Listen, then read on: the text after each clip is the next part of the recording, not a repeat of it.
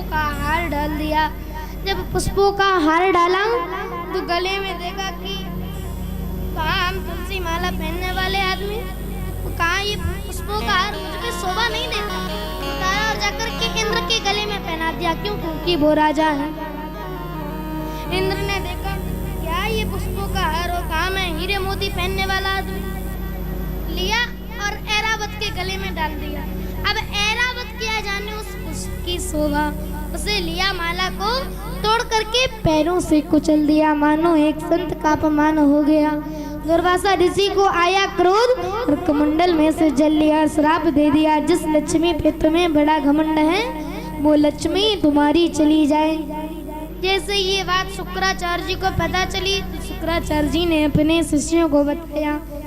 दैत्यों को जैसे ही पता चला दैत्य भाग करके आए, सारा राज्य छीन लिया।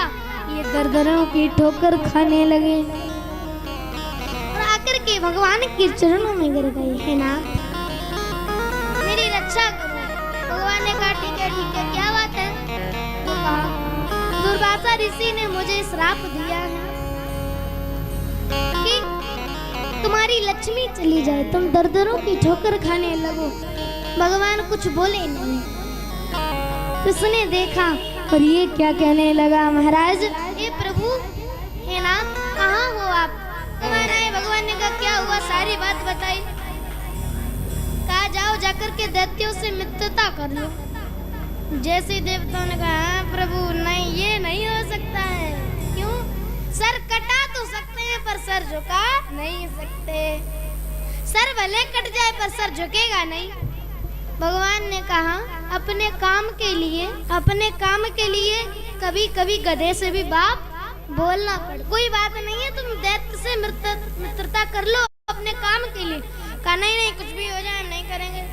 अब ये चले जाकर के गए और प्रणाम किया। कहा भैया प्रणाम। तो कहा देखा प्रणाम कर रहा है। तो बलि ने कहा बैठो बैठो बैठो। कहा क्या है?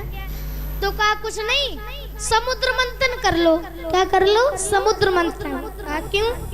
क्योंकि उसमें समुद्र मंथन होगा, हम लोग रोज झगड़ते हैं तो उसमें अमृत निकलेगा, हम लोग पी लेंगे तो हम लोग झगड़ेंगे रोज पर मरेंगे नहीं। कहा ठीक है कर लो। अब उसके लिए क्या क्या चाहिए? 2 टीम, एक दैत्य और देवता, ये हो गए। मथानी का कौन कौन कौन? तो मंदराचल पर्वत को कहा ठीक है। मंदराचल पर्वत को रखेगा कौन? गरुड़ जी। गरुड़ जी आए और पंजे से दबाया, रख दिया। जैसे ही समुद्र में रखा तो गड़गड़ गड़गड़ करके जाने लगा नीचे। जैसे ही देखा क्या करें, और तभी भगवान कच्छप रूप धारण करके प्रकट हो गए। बोल कच्छप भगवान की जय। भगवान ने मंदराचल पर्वत को अपनी पीठ पर धारण कर लिया। आप कच्छप कौन? कछुआ। कछुआ को आपने देखा होगा कि सारे अंग कोमल, केवल पीठ मजबूत। पीठ बहुत मजबूत होती है। रख लिया। अब कौन?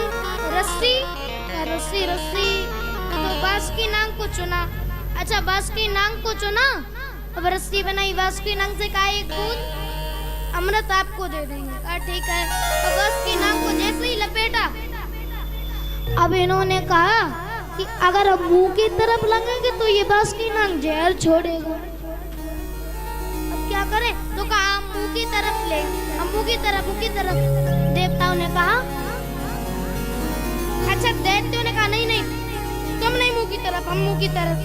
देवताओं ने कहा बन गया काम। देवताओं ने कहा बन गया काम। कहा ठीक आप रह लो, पीछे रह लेंगे, पूछ की तरफ आप रहो। बन गया काम। अब समुद्र मंथन होने लगा। समुद्र मंथन जैसे ही हुआ सबसे पहले क्या निकला? हलाहल विष। ये विष को कौन धारण करेगा? जमीन में छोड़ेंगे तो पूरा ब्रह्मांड खत्म हो जाएगा। क्या करेंगे? तो देखा भोले बाबा को देखा। कहा चलो भोले बाबा के पास। भोले बाबा के पास जाने लगे और जैसे ही आए तो भोले बाबा से कहा बाबा ये विष को पान कर लो। पार्वती मैया ने कहा तुम्हें विस्मान कराने के लिए मेरे पति मिले, तुम पी लो। नहीं नहीं मेरे पति नहीं पिएंगे, चलो चलो भागो भागो। गोलू बाबा ने कहा बड़े आज से आए हैं, कोई बात नहीं। तो लिया, कहा क्या करना है, कहा जिसको पान कर लो। भोले बाबा ने लिया और जैसे ही बिस्को पान किया, जैसे ही कंठ तक घुट गया, गले में कंठ तक घुट गया, तभी याद आया मेरे शरीर में तू ब्रह्मांड बसता है, इसलिए वही रोक लिया। या दूसरा कारण था कि ये पिस जाएगा और मेरे हृदय में भगवान राम विराजते हैं, कहीं उन्हें कहीं कुछ लग ना जाए, इसलिए कंठ में रोक लिया। जैसे कंठ में रोका तो कंठ नीला पड़ गया, तभी भगवान का नाम नीलकंठ पड़ गया। बोले नीलकंठ भगवान